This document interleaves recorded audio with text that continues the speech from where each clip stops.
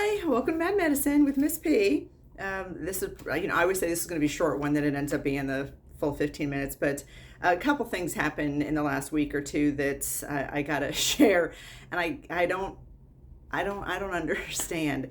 Okay, one of them was really interesting. This gentleman came in and his blood pressure was like, I don't know, 220 over 167 in his right arm, sitting up. I took it a couple times, and he kind of fit the description of uncontrolled hypertension without going into detail there.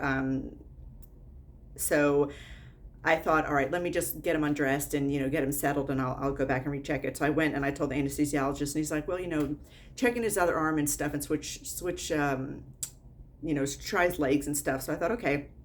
So once he was lying down, I went back in there. Now remember, he's lying down. Blood pressure should, almost be higher versus sitting up at 90 degrees, give or take. So I go in there and I check it in his left arm, and it's like 127 over 78. I'm like, no, there's no way. I mean, like the cuff was positioned correctly when I took it in his right arm. I took it twice. They were both consistent. So I came back and I checked his legs after I checked him multiple times. I think I did it twice in each arm, twice in each leg. It all ended up being very consistently like 141 over 91. Like every single time, it was really, really close to that reading. So I was like, what the crap? So both anesthesiologists are talking about like they could have like a subclavian occlusion or something like that that's is on one side and not the other, and that could be causing it. And finally, after I got it normal, I went to the anesthesiologist and I was like, you need to explain it. Like, I got to know. And they're both like, I don't know. I really don't know. So, good lesson to learn that, like, even if it's insane, and I always do, and I tell you guys the same way, check it again, check it again, check it again. How many times have you heard me say that? Switch arms, switch cuffs, switch monitors, switch positions, do everything you can, get as accurate as you can, or get as many as you can to where you can devise, or get an idea of what could possibly be the best true reading because of the multiple times. So like an average more, your mean.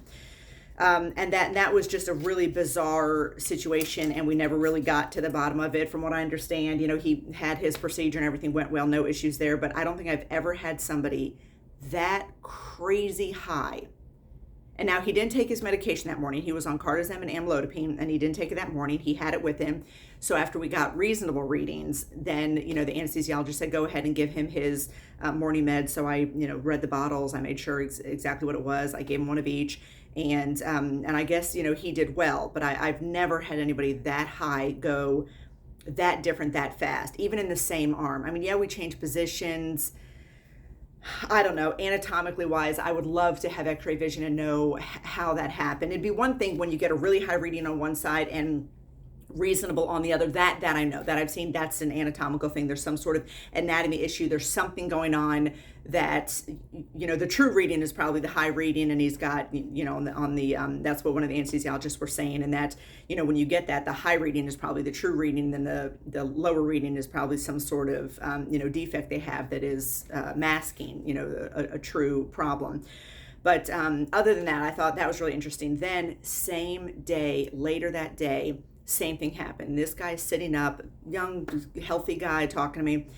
His blood pressure was like 198 over 135. And I checked it and I was like, oh no, this time I'm not. Usually I do check it and check it and check it, but he kind of fit it too. So I thought, this is probably real, but let me just check it again. I switched arms, I switched cuffs, I did, and it was that high. Then he said, this morning, it was about that. His diastolic before he left the house was 135. Like, I can't. I'm like, I gave my blood pressure speech, and he was really good on top of it. He's checking it himself. Like he said, he checked it that morning. He said, it is coming down. I thought, it's coming down? How high was it? And on both situations, I asked both patients, well, right now, do you have, any blurred vision, any dizziness, any headache, if you're flushing, irritability, anything like that? And they're both like, no. Well, that's because their blood pressure is, always like that. And especially with the first guy. So let's just say that was like some bizarre high reading because of white coat syndrome, or because he was just nervous or whatever it is.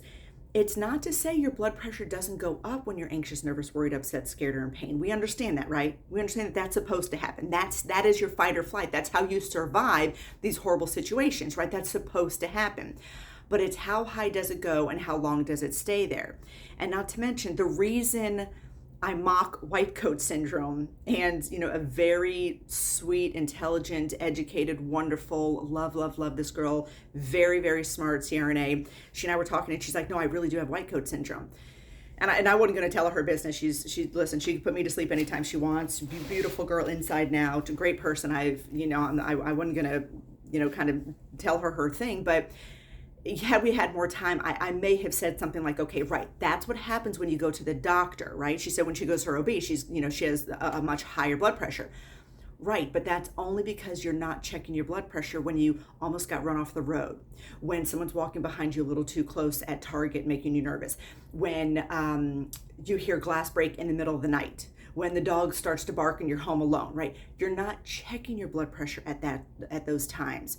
You have white coat syndrome because, yes, when you get, nervous, anxious, worried, upset, scared, in pain, or know they have to look downstairs, I don't want to know, how miserable that can be, and how that, but especially when I was younger, like before you have kids, you get all, nervous at the OB. Now you're like, I don't even care. Just do what you got to do your thing, and let me get out of here. So, I understand that, but because you're not checking your blood pressure at those other times, you don't know that it's because the doctor in his white coat or her white coat, or if it's because you're not checking your blood pressure every other time you get anxious, nervous, worried, upset, scared, and pain. If you had a heart monitor on or a blood pressure monitor on, just as your, toddler is about to, climb up on the table that you didn't see him for a split second, and then suddenly he's standing up and he's getting ready to dive off it, check your blood pressure then.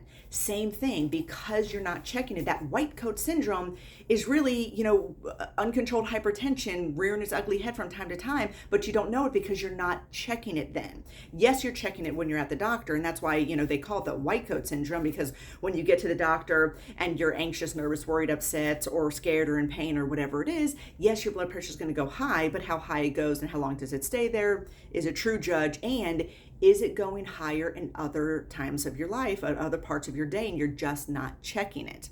So with these two guys, the second guy felt really bad. He had this thing that he really wanted his surgery, and I really wanted surgery for him. I bet he would have just felt so much better with this thing gone, and I'm so sorry for him, but his blood pressure was way too high. And thank God the anesthesiologist, he came in and he's allowed to say the things I'm not allowed to say. He looked at this guy and he said, "You're going to have a stroke." No ifs, ands, or buts. It's going to happen. If you need to go to the emergency room right now and get your blood pressure down right now, or you're going to have a stroke. And I was so glad to be in the room when he did that, because as we all know, I'm not allowed to say that anymore. And you don't want to scare them, but you certainly don't want to, ease them into everything's going to be okay when it's not going to be okay. And later that day, the anesthesiologist and I were talking, and he's like, these are the guys we see. We see these 34-year-old men unresponsive and in bed the rest of their lives because of a hemorrhagic stroke.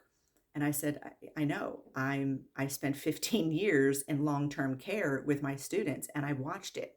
We watched these either paralyzed or completely non-responsive young people because of situations like this. And I know some of you can name them. Some of you are currently working with them.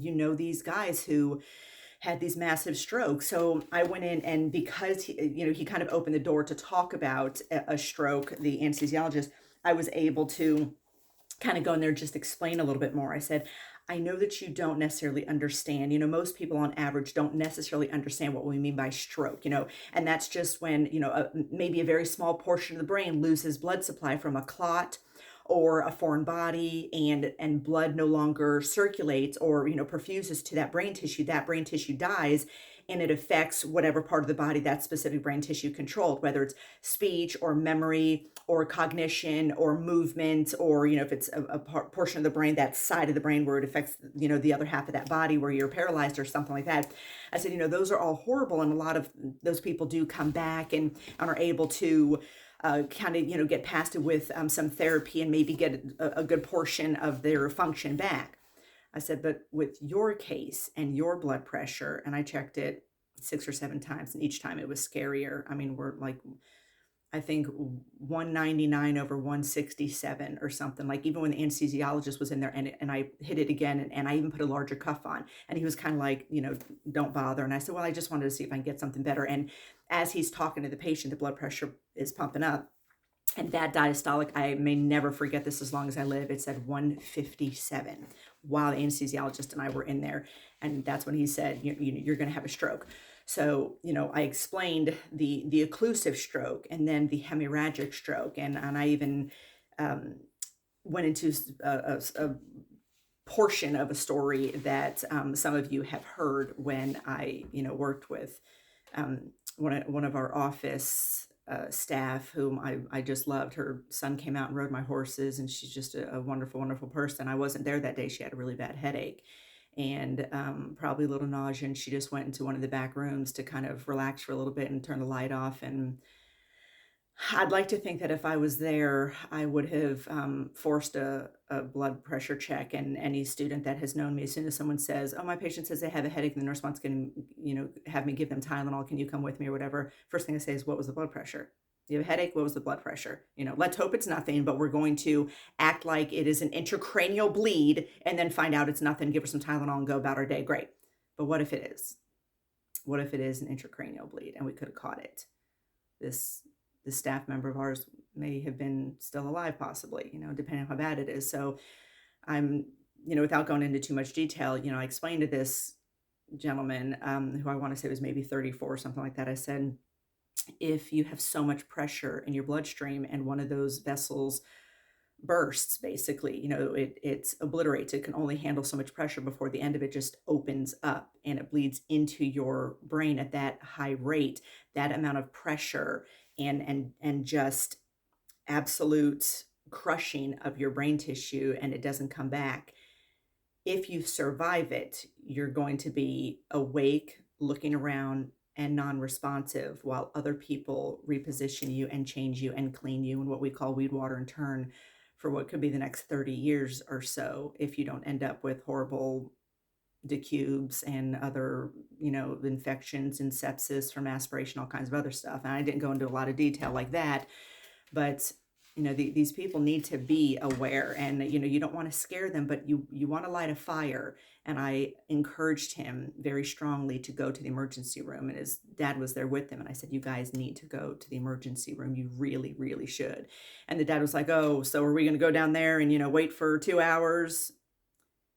Like, I don't know, but I think it's worth it. And this guy was very against medication. I'm like, who are you talking to? I'm like, I'm not telling you to get on medication, but what I'm telling you is you need to get this taken care of right now. And he wasn't even real heavy. It wasn't like he can lose 50 pounds and, and be cured. It was more than that, and we talked a little bit about it ahead of time, watching your salt intake, drinking as much fluid as you can, and the foods and the supplements that help, changing your diet, all this stuff, all the poison we're eating every day, all of those things can help. And just your brain alone, how important your brain is to calm and control your brain, because just a change in career, all but killed my husband. He spent my daughter's first birthday in the ER with chest pain and hypertension, and his resting heart rate, before that is, and now still is, in the 50s. And his blood pressure is like 116 over 70. Like, it doesn't get any better. His job is to run for a living for, 30 years, except this portion of time where he insisted on working as a corrections officer, which almost killed him, because every day he would come home and say, another officer got stabbed in the eye 37 times by an inmate. Quit your job. So thank God he did. Now we don't have that issue anymore. So that's your learning portion, and a couple just quick little maybe funnies we can leave on. And this one thing I'm going to save for next week because it's a rough one. Just a little pet peeve I'll leave on, and then I'll come back next week to do these other little things. If you add ing or ed to a noun, it is not a verb. Like party. Yeah, let's go party. No, let's go to a party. Party is not a verb. I know it is now, and I'm just going to have to accept that. But painting, that's not a verb. It's painting me. that that's not a verb. Adding ing to a noun doesn't make it a verb. You can have pain because it's a noun. It causes pain because it's a noun. Paining, it's not a word at all. And when you put be in front of it, like that be paining me, if you just punched me dead square in the face, it would hurt less, because it hurts both of my ears when you butcher the English language. Okay, I gotta go. Same as always, face your fears, forget your failures, follow your faith, and I'll see you next time.